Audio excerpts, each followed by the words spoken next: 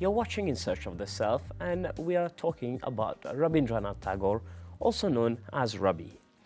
In 1912, he went to England to share some of his translated work with writers of that era, including William Butler, Ezra Pound, Robert Bridges, Ernest Rice, and Thomas Sturge Moore. Shakun. Yes, indeed. How does Rabindranath Tagore know so many famous people? He was a voracious reader, and if you were to visit the library of Tagore, you'll be stunned. He read the Western writers, Eastern writers. He knew a lot through the world of books. Now, here is a young man growing in a very rich milieu. He had painters in the house, musicians in the house, and he himself was a writer. So he would draw, he would paint, but at the same time, he enjoyed solitude. So he knew that he had to go to a higher state of being. He meditated the best way he knew, but he also knew that the higher state, he was looking for the higher state. And he says, the song that I have come to sing remains unsung to this day. What a beautiful couple of lines this is. The song that I have come to sing remains unsung to this day. What is his message? His message is saying, I came to find God, but I don't think I have touched the feet of God yet. So he's searching, he's seeking, he's looking, but he's such a beautiful energy through his paintings, through his music, through his drama. Of course. If you see the short stories of his screenplays are amazing. Extraordinary. Even now, I feel, I mean, in Mauritius and everywhere else in the world, Tego should be part of the literature of every school because he has something to offer you. He has known so many great writers, and we were speaking and in the year scientists. 1912 Yes. in England. But would you care to say that they also had a mutual admiration for him? Absolutely. When they saw this refreshing book, Gitanjali, for which he was awarded the Nobel Prize, they were stunned. Year. Yes, they were stunned because it was so fresh. It was so beautiful. It was the search of a soul for God.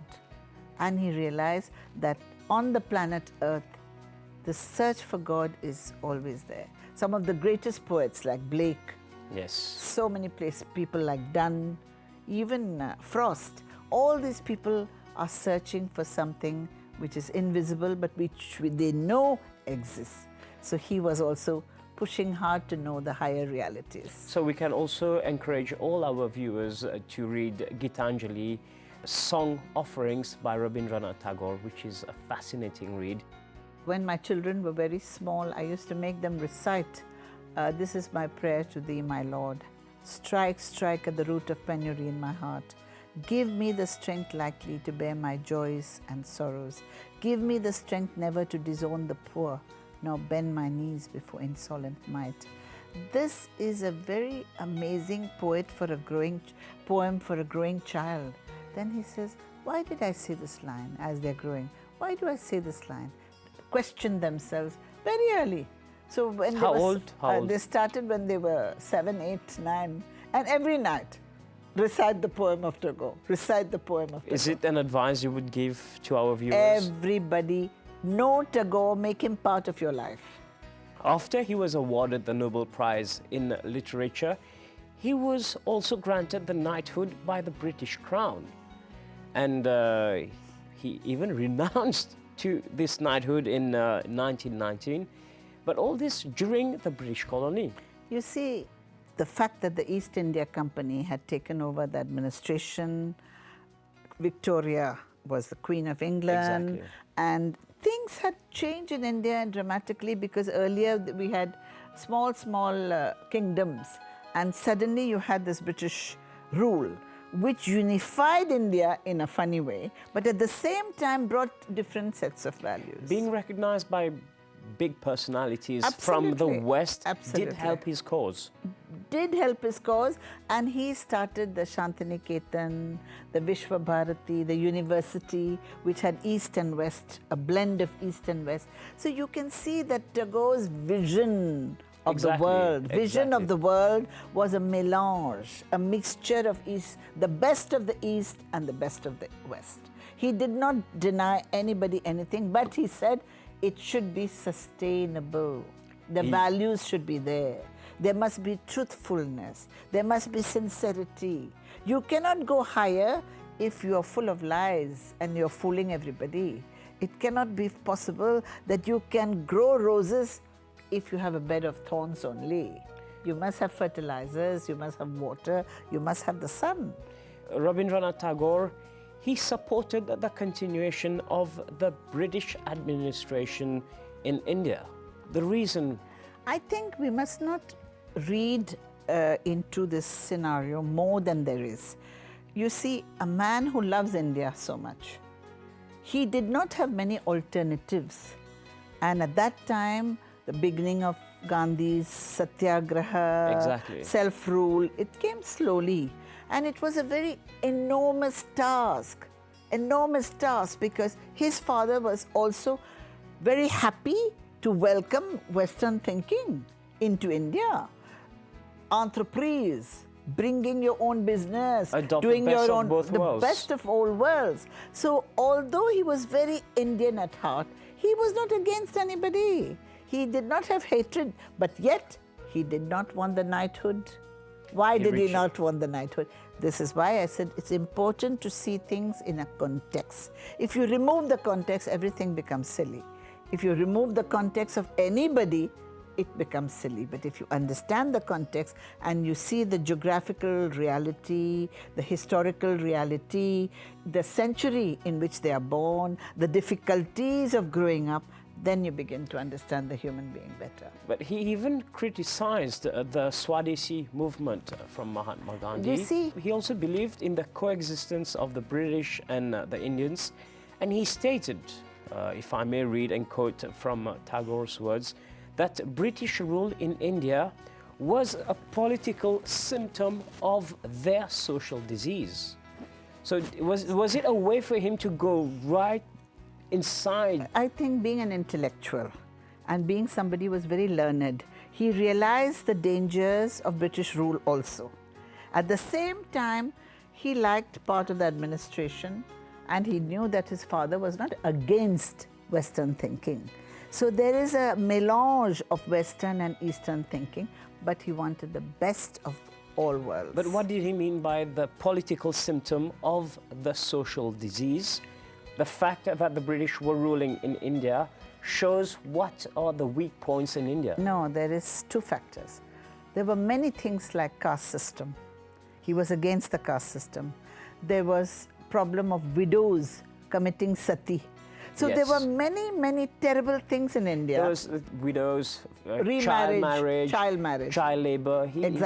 So he was against all that. Yes. He was a progressive Indian.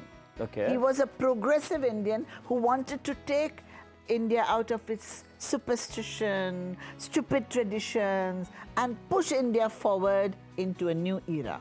So on the whole, his vision of India is a better India. It was not based on independence from the foreign rule. Not only that. It was on the liberty of thought, action. Liberty, yes, but it has to come through step by step. This is why Gandhi took it step by step. He says, if you don't have political freedom, how can you be socially free? So he wanted to raise the consciousness of citizens also. That's right. So all these have come, we go back a little bit in time. Again, see the context. Swami Vivekananda, Tagore, Gandhi. So each one of them brought at their right time, probably they all have the same ideas. But they expressed it in different ways. Because of the context at that time. Exactly. Always, Roshan, you have to see the context. You have to reach to the people so that they can understand. Yes, but at the same time, if I am being crucified, if I'm being suffocated, I must talk about my suffocation. I can't talk about the greatness and the freedom of the country when I'm being suffocated. The Brahmins were ill-treating the rest of the people who followed. They were exploiting. So there were priests who were exploiting, Yes. lot of superstition in India. It had just gone into a madness. A lot of disease. Lot of disease, ill health.